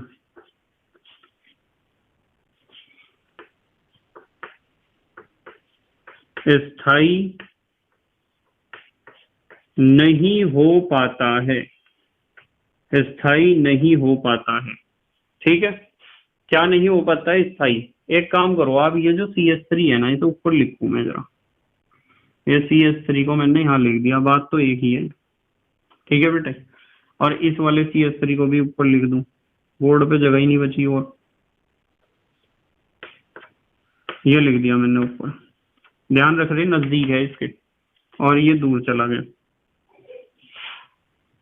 तो शाखाओं की उपस्थिति, तो मैं यहाँ एक सेंटेंस ऐड करूंगा, ध्यान से देखना आप जरा। शाखाओं की उपस्थिति, इसके कारण, इसके कारण अम्लीय प्रबलता, इसके कारण अम्लीय प्रबलता घटती है शाखाओं के कारण। क्योंकि, लो क्योंकि के बाद वाक्य कंप्लीट है आपका। क्योंकि शाखाएं बढ़ने पर RCOO नेगेटिव आयन विलायक से घिरने के कारण स्थायी नहीं हो पाता है। पूरा सेंटेंस बन गया अपने आप में। ठीक है, समझ में आया ना? जल्दी से स्क्रीनशॉट लो। अच्छा, आप ले लिया बेटे स्क्रीनशॉट? ठीक है, तो बेटे आप इस तरीके से कार्बोक्सिलिक एसिड की एसिडिक स्ट्रेंथ के बारे में इन पॉइंट्स को ध्यान रखोगे और सवाल को चारों खन्ने चित करके आओगे बिल्कुल एकदम। ठीक है, अब देखो एक बहुत अच्छी बात बताता हूं। चलो एक हेडिंग लिखते हैं, नोट। नोट में मैं कुछ अलग बात यहाँ बीच में इंट्रोड्यूस कर रहा आपके सामने। बेटे जो अम्ल सामर्थ्य होती है ना, अम्ल सामर्थ्य या एसिडिक स्ट्रेंथ या अम्लीय प्रबलता, कुछ भी कह दो, इसका एक क्रम आपको याद रखना है। मुझे वैसे इस नोट को यहाँ लिखवाना नहीं चाहिए था, फिर पर फिर भी मैं लिखवा रहा हूं आपको। देखो, आपको ध्यान रखना है कि कार्बोक्सिलिक एसिड, सिर्फ ऑर्गेनिक एसिड की बात कर रहे हैं। कार्बोक्सिलिक एसिड स्ट्रॉन्ग एसिड होता है। कार्बोलिक एसिड के बाद आता है H2O, उससे वीक होता है H2O, और फिर होता है H2O के बाद होता है अल्कोहल। अल्कोहल भी एसिडिक है।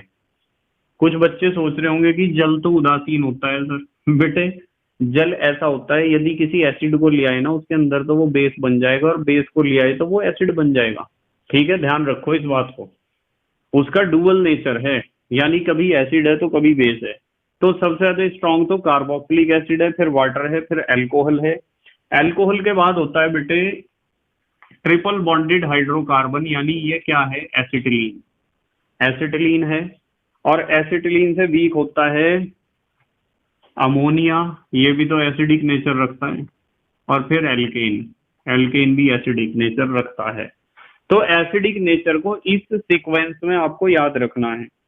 एग्जाम में कभी कभार क्वेश्चन आ जाता है ना, तो कंफ्यूजन ना हो इसलिए मैंने आपको ये नोट लिखवाया है। अब आते हैं हम नंबर 5 पे। अब एक नई बात सीखेंगे हम कि जो एरोमेटिक, आपको पता है बेंजीन रिंग के ऊपर भी तो कार्बोक्सिलिक एसिड यानी COOH ग्रुप अटैच हो सकता है। तो एरोमेटिक एसिड जो होते हैं ना, उन पर प्रतिस्थापियों का क्या प्रभाव होता है। प्रतिस्थापी तो आप समझते हो, जो अटैच हो जाते हैं रिंग के ऊपर या चैन के ऊपर। ये बहुत बढ़िया रहेगा, इसके ऊपर भी क्वेश्चन पूछे जाते हैं पेपर में कि जो एरोमेटिक एसिड है उनके ऊपर प्रतिस्थापियों का क्या प्रभाव होता है। इन्हें पढ़ेंगे अब हम। लिख दूं इसे हेडिंग की तरह, एरोमेटिक एसिड, एरोमेटिक अम्ल, जिसे आप कहते हो बेंजोइक एसिड के बारे में ही ज्यादा हम बात करेंगे इसमें। नंबर ए,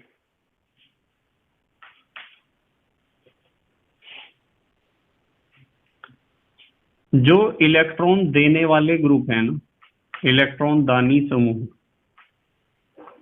इलेक्ट्रॉन देने वाले समूह तो पता है आपको। जैसे मैं आपको कहूं, जैसे CH3 है, CH3 की आदत इलेक्ट्रॉन देने की है।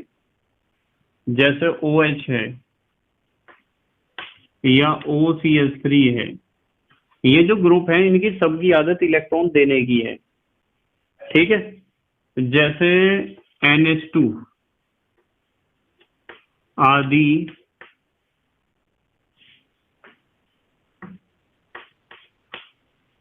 अम्लीय प्रबलता को घटाते हैं। क्यों घटाते हैं अभी समझ में आ जाएगा आपके, कि जिनकी आदत इलेक्ट्रॉन देने की है, इलेक्ट्रॉन दानी समूह है, वे अम्लीय प्रबलता को घटाते हैं। जैसे मैं एक एग्जांपल से आपको समझाता हूं। मान लो आपके पास ये है बेंजीन रिंग, और इसके ऊपर जुड़ा है COOH, बेंजोइक एसिड है। और फिर मैंने क्या करा, फिर ये बेंजीन रिंग बना दिया, इसके टॉप पे बना दिया COOH, और बॉटम पे जोड़ दिया CH3। ठीक है बेटे, और फिर एक बनाऊंगा बेंजीन रिंग, और टॉप पे जोड़ूंगा उसके COOH, बेंजोइक एसिड है, और यहाँ जोड़ दिया OH। अब इन तीनों की बात कर रहे हैं हम। यदि मेरे से कोई पूछेगा कि इन तीनों में सबसे ज्यादा स्ट्रॉन्ग एसिड कौन सा है, तो मैं कहूंगा ये स्ट्रॉन्ग है, ये उससे वीक है, और सबसे वीक ये है। सवाल ये आता है कि जी चलो ये स्ट्रॉन्ग है, ये वीक क्यों है। ये वीक इसलिए है क्योंकि CH3 एक इलेक्ट्रॉन दानी समूह है, और जब ये इलेक्ट्रॉन को देगा, रिंग के अंदर जाएंगे इलेक्ट्रॉन, तो इलेक्ट्रॉन का इफेक्ट COO नेगेटिव पे पड़ेगा, और ये क्या करेगा, COO नेगेटिव के ऊपर ऋण आवेश को बढ़ाएगा, क्योंकि इसकी आदत इलेक्ट्रॉन देने की है। जैसे ये खुली श्रृंखला कार्बोक्सिलिक एसिड यानी एलिफेटिक कार्बोक्सिलिक एसिड में कर रहा था ना, वही एक्शन इसका यहाँ है। और यदि मैं इसकी बात करूं, OH की आदत कुछ ज्यादा ही है इलेक्ट्रॉन देने की, क्योंकि ऑक्सीजन के पास 2 लोन पेयर होते हैं ना, 2 लोन पेयर होते हैं, तो इसकी आदत और भी ज्यादा इलेक्ट्रॉन डोनेट करने की है, जिसकी वजह से COO के ऊपर नेगेटिव चार्ज को और ज्यादा बढ़ाएगा। आपको पता है H पॉजिटिव आयन छोड़ने के बाद जो आयन बनेगा ना, उस आयन के ऊपर नेगेटिव चार्ज बढ़ा देगा ये। और जब नेगेटिव चार्ज बढ़ा देगा इसका मतलब उसकी स्टेबिलिटी को घटाएगा, और जब आयन की स्टेबिलिटी घटेगी तो वो यानी कि ये वाला पूरा कंपाउंड क्यों H पॉजिटिव आयन रिलीज करेगा, तो वीक एसिड ही होगा। ये क्या होगा बेटे, वीक एसिड होगा, ये सबसे ज्यादा स्ट्रॉन्ग है।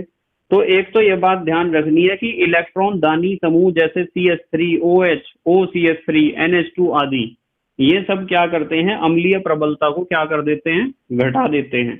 ठीक है बेटे। अच्छा, एक बहुत अच्छी बात बताता हूं, चलो आपको ध्यान से सुनियो। जो इलेक्ट्रॉन दानी समूह होते हैं ना, इलेक्ट्रॉन दानी समूह का अम्ल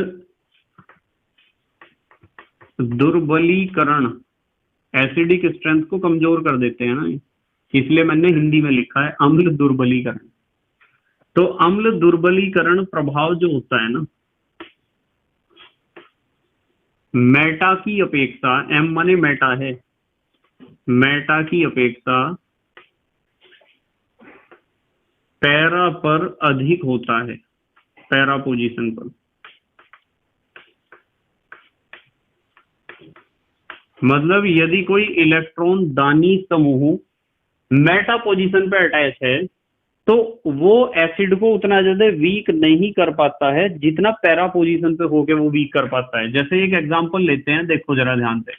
मान लो आपके पास ये बेंजीन रिंग है और टॉप पे COOH है, एक तो ऐसा है एसिड बेंजोइक एसिड, और एक एसिड मान लो CH3 से लेते हैं। चलो मान लो ये बेंजीन रिंग है और टॉप पे इसके COOH है, मेटा पोजीशन पे CH3 जुड़ा है, और एक बेंजीन रिंग उसके टॉप पे है COOH और इस बार CH3 जुड़ा है पैरा पोजीशन पे। आपको पता है ना, ऑर्थो मेटा पैरा।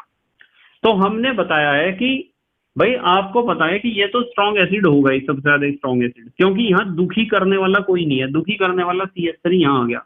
अब सवाल ये है कि मेटा और पैरा पोजीशन, इनमें से ज्यादा इफेक्ट पैरा पोजीशन देखती है, ज्यादा दुखी ये करेगा जो पैरा पोजीशन पे होगा, जो मेटा पोजीशन पे है वो कम दुखी करेगा, यानी नेगेटिव चार्ज ज्यादा बढ़ाएगा ये जो पैरा पोजीशन पे होगा, यानी कि वीक कर देगा ज्यादा, यानी कि आपकी जो अम्लीय प्रबलता है उसे ज्यादा घटा देगा, दुर्बलीकरण ज्यादा करेगा जो पैरा पोजीशन पे अटैच होगा। दोनों एक जैसे हैं, ये मेटा पे ये पैरा पे, तो इसलिए मैं कहूंगा इसने कम दुखी करा, थोड़ा स्ट्रॉन्ग एसिड है, इसने कुछ ज्यादा दुखी करा, इसलिए वीक एसिड बन गया है ये बेंजोइक एसिड।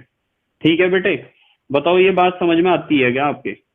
ये बात आपके जरूर समझ में आनी चाहिए बेटे। अब आते हैं हम पॉइंट नंबर C पे, ध्यान से समझेंगे बिल्कुल।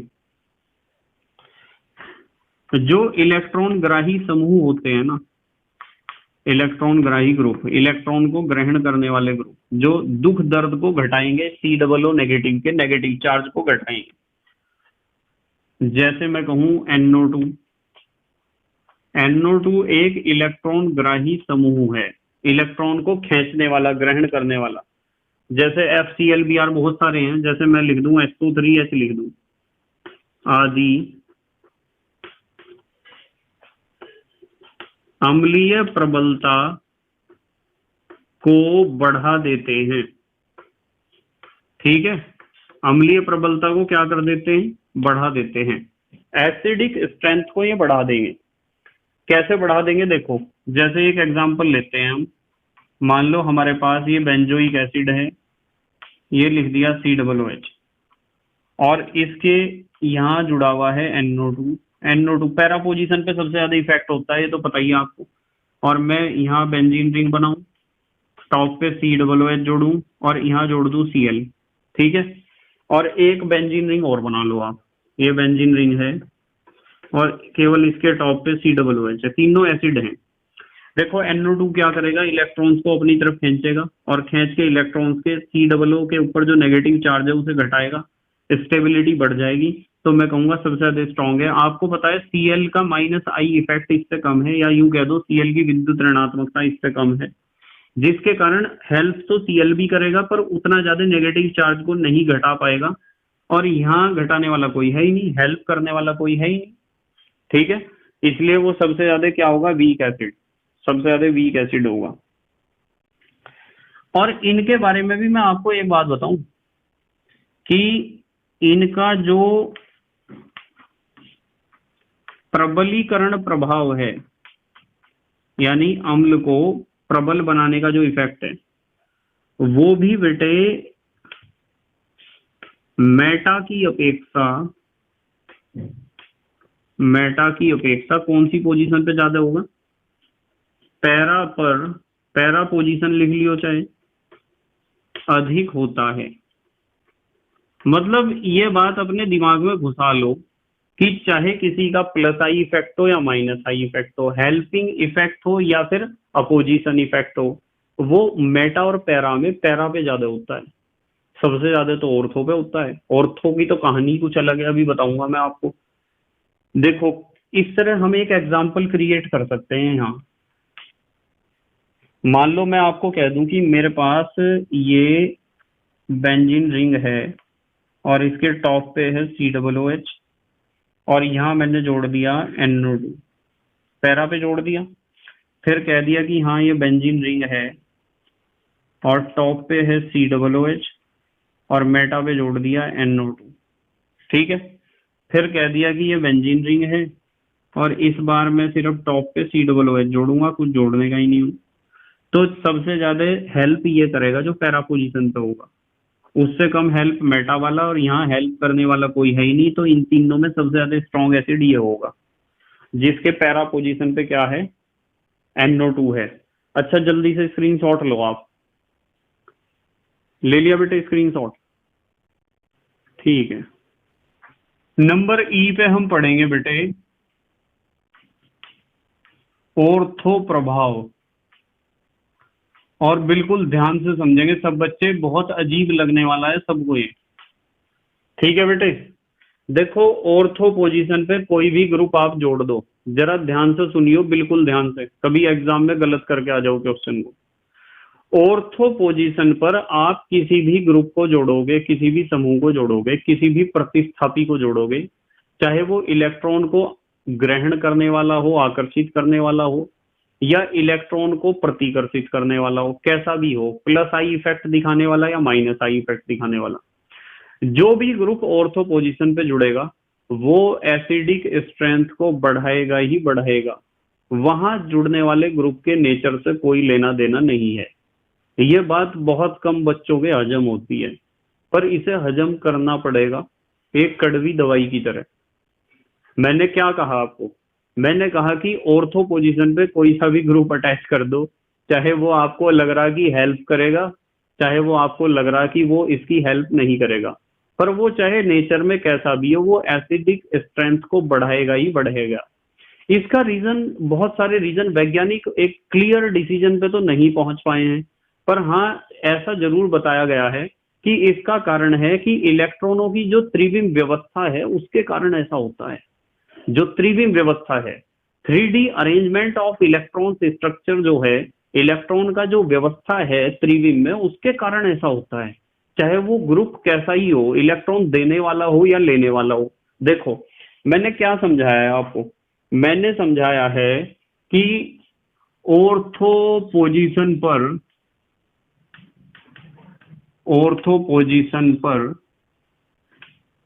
उपस्थित समूह अम्लीय प्रबलता को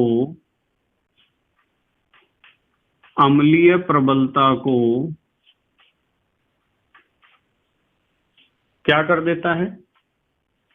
अधिकतम, अम्लीय प्रबलता को अधिकतम कर देता है।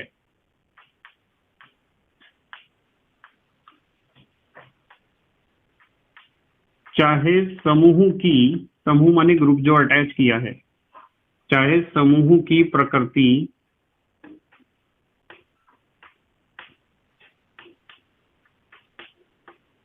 कैसी भी हो,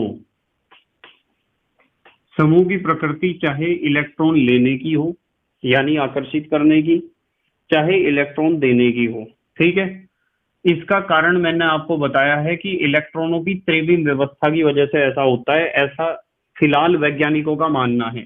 जैसे मैं आपको कहूं कि ये बेंजीन रिंग है, और बेंजीन रिंग पे मैंने जोड़ दिया COOH, ठीक है, और यहाँ ऑर्थो पोजीशन पे जोड़ दिया CH3। अब मैं आपको कहूँ कि ये बेंजीन रिंग है और बेंजीन रिंग के टॉप पे जोड़ दिया मैंने COOH, ये केवल क्या है, बेंजोइक एसिड। और मैं कहूँ कि यहाँ बेंजीन रिंग के ऊपर COOH है और यहाँ है CH3 मेटा पोजीशन पे, और ये बेंजीन रिंग है, इसके टॉप पे COOH है और यहाँ पैरा पोजीशन पे जोड़ दिया CH3। तो आप इस चीज को ना देखो, इसे बिल्कुल ना देखो। आप बताओ CH3 ग्रुप इसे दुखी करेगा या नहीं करेगा? इलेक्ट्रॉन डोनेटिंग नेचर है ना इसकी, दुखी करेगा, दुखी करेगा। आपको पता कि पैरा पोजीशन पे ज्यादा दुखी करेगा, मेटा पे कम करेगा, और इसे दुखी करने वाला कोई नहीं है। यदि इन तीनों का कंपैरिजन मैं करता हूं तो सबसे अच्छा एसिड ये होगा, क्योंकि यहाँ दुखी करने वाला कोई नहीं है। और यहाँ दुखी करने वाला CH3 है पर मेटा पे है, तो उसका दुखी करने का इफेक्ट कम पड़ेगा इसके ऊपर। तो मैं कहूंगा दोनों में से ये ज्यादा स्ट्रांग है, ये वीक है, क्योंकि जो भी मेटा और पैरा पोजीशन में जो भी पैरा पोजीशन पे होता है वो सबसे ज्यादा इफेक्ट देता है अपना COO नेगेटिव के ऊपर, चाहे उसका इफेक्ट अच्छा आ रहा हो या बुरा आ रहा हो, वो डिपेंड करता है उसकी नेचर पर। अब यदि आप यहाँ बात करते हो ऑर्थो पोजीशन पे वही ग्रुप जुड़ा हुआ है CH3, तो वो चाहे कैसा भी है, दुखी करने वाला या सुखी करने वाला, पर वो उसकी मजबूरी है इलेक्ट्रॉनों की त्रिविम व्यवस्था के कारण कि क्या होगा, वो एसिडिक स्ट्रेंथ को इन सबसे ज्यादा कर देगा, यानी कि इसे मैं सबसे ज्यादा स्ट्रॉन्ग एसिड कहूंगा। ठीक है बेटे। अच्छा चलो देखते हैं एक और एग्जांपल, ध्यान से देखियो जरा। मान लो ये आपका बेंजीन रिंग है और बेंजीन रिंग के टॉप पे हमने जोड़ दिया COOH, ठीक है, और ऑर्थो पोजीशन पे जोड़ दिया OH। इसी तरीके से ये बेंजीन रिंग बनाया है, थोड़ा ध्यान से देखेंगे सब बच्चे, क्या बनाया है बेंजीन रिंग। OH क्या, OH को तो बाद में लेंगे हम, नहीं तो अभी कंफ्यूजन हो जाएगा। आप एक काम करो, NO2 को लो, जिसकी आदत इलेक्ट्रॉन खींचने की है, ठीक है। NO2 की आदत तो इलेक्ट्रॉन ग्रहण करने की है ना। अब हम जो है यहाँ COOH बनाएंगे और यहाँ बना दिया NO2, ठीक है। पैरा पोजीशन पे बना दिया तो इफेक्ट ज्यादा होता ही है, आपको पता है। और यदि मैं इस तरह बेंजीन रिंग बनाऊं और टॉप पे बना दूं COOH और मेटा पोजीशन पे NO2 को जोड़ दूं, और एक बार आपको कह दूं कि बेंजीन रिंग बनाते हैं और टॉप पे जोड़ते हैं COOH, और आपसे पूछूं कि इनमें सबसे ज्यादा अच्छा एसिड कौन सा है, तो ये तीन चीज तो मैंने सिखाई दी। ये हेल्पिंग ग्रुप है, हेल्पिंग ग्रुप है, और पैरा पोजीशन पे ज्यादा अच्छी हेल्प कर पाएगा, तो सबसे अच्छा एसिड ये है। फिर ये है, मेटा पे कम इफेक्ट होता है ना, भले ही वो नेचर हेल्पिंग हो या फिर अपोजिशन नेचर हो। और यहाँ कोई है ही नहीं हेल्प करने वाला, तो तीनों को तो आप समझ जाओगे। पर जब बात आती है इसकी कि यहाँ ऑर्थो पोजीशन पे रखा है NO2 ग्रुप, तो ऑर्थो पे चाहे हेल्पिंग वाला हो या फिर अपोजिशन वाला हो, कोई सा भी हो, वो एसिडिक स्ट्रेंथ को नॉर्मल से बहुत ज्यादा कर देगा। ठीक है, लिखा ना, अधिकतम कर देता है। क्या लिखा? अधिकतम कर देता है, उसकी नेचर पे ज्यादा जाने की जरूरत नहीं है। चलो खैर, एक अपवाद भी देखते हैं, इस अपवाद को याद कर लेना। वैसे बोर्ड में तो कोई पूछने नहीं वाला इसके बारे में, पर फिर भी आप याद कर लेना अपवाद को, कि हम बात कर रहे हैं ग्रुप की OH की, जो मैं अभी लिखना चाह रहा था। ये बेंजीन रिंग है और टॉप पे COOH है, बेंजोइक एसिड के यहाँ OH है, सैलिसिलिक एसिड है ना इसका नाम, याद होगा आपके। और ये बनाया मैंने इसी तरह का कंपाउंड COOH, मेटा पोजीशन पे OH जोड़ दिया। यहाँ कुछ अजीब लगेगा आपको कि ऑर्थो के बाद एकदम मेटा पे आ गए। और आपको पता है कि ये जो OH ग्रुप है ना, इसकी आदत कैसी है? इसकी आदत है CH3 जैसी। किसके जैसी आदत है बेटे? CH3 जैसी आदत है। तो एक काम करो, इस पे नीचे यहाँ जोड़ दो OH। ये अपवाद है, थोड़ा सा इसे याद रखना है। इसमें क्या होता है, सबसे ज्यादा स्ट्रेंथ इसकी होगी, फिर इसकी होगी, फिर इसकी होगी और फिर इसकी। ठीक है, इसमें ज्यादा टेंशन नहीं लेनी है, सिर्फ इस सीक्वेंस को आप याद रख लेना। ठीक है बेटे। अच्छा एक चीज और बताता हूँ चलो आपको, कभी कभी इसका क्वेश्चन भी कभी कभार पूछ लिया जाता है, इस नोट को थोड़ा ध्यान रखना आपको। ये जो है बेंजीन रिंग बनाई, कुछ कंपाउंड्स बना रहा मैं यहाँ, और इसके ऊपर मैंने COOH जोड़ दिया और यहाँ जोड़ दिया NO2। इसकी एसिडिक स्ट्रेंथ सबसे ज्यादा है। यदि ऑर्थो प्रोडक्ट नहीं लिया, ऑर्थो में तो फिर जो है ऑर्थो वाले की सबसे ज्यादा होगी, इससे ज्यादा ऑर्थो की हो जाएगी। यहाँ मैं ऑर्थो कोई नहीं लेने का हूँ, ऑर्थो का खेल मैंने आपको समझा दिया। मैं थोड़ा सा और एक्स्ट्रा समझाने की कोशिश कर रहा आपको, एक पॉइंट बताना चाह रहा, इसकी कम है, पढ़ाया था ये पॉइंट तो मैंने पढ़ाया था आपको। और फिर ये आपका है खाली बेंजोइक एसिड, और फिर +I वाले देख लो, CH3 जोड़ दिया, ये कम कर देगा स्ट्रेंथ को CH3, क्योंकि इलेक्ट्रॉन देने की आदत है, और इससे भी कम हो जाएगी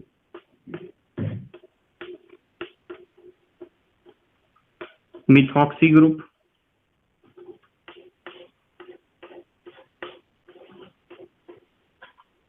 और इससे भी कम हो जाएगी OH।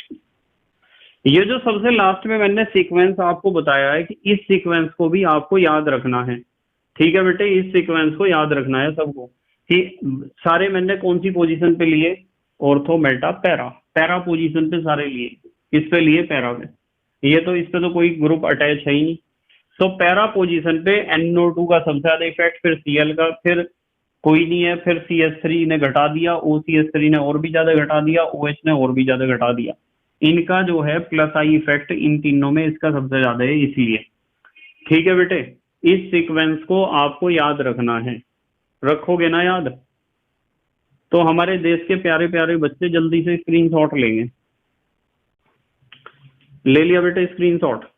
ठीक है, तो बेटे मुझे उम्मीद है कि अब आपने समझा होगा इस चीज को कि कार्बोक्सिलिक एसिड चाहे वो एलिफेटिक है चाहे एरोमेटिक है, उसकी एसिडिक स्ट्रेंथ का क्वेश्चन हम किस तरीके से सॉल्व कर सकते हैं।